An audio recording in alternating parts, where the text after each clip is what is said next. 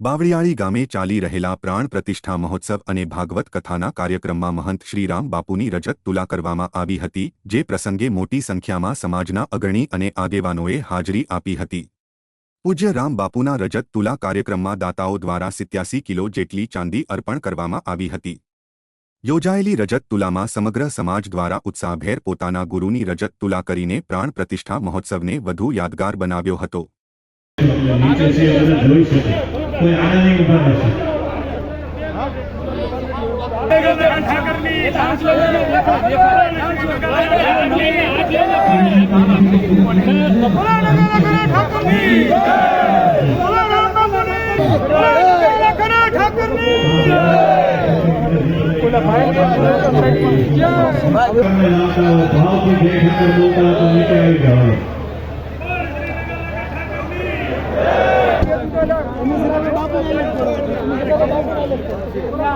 बापू ने करी आया करो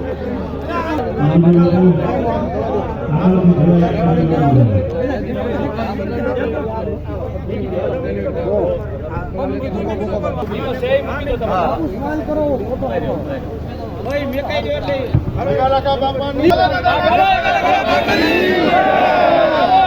યાર માં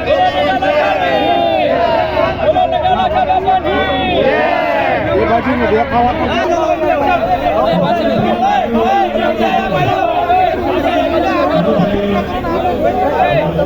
ચાલો બધા નીચે આવી જાઓ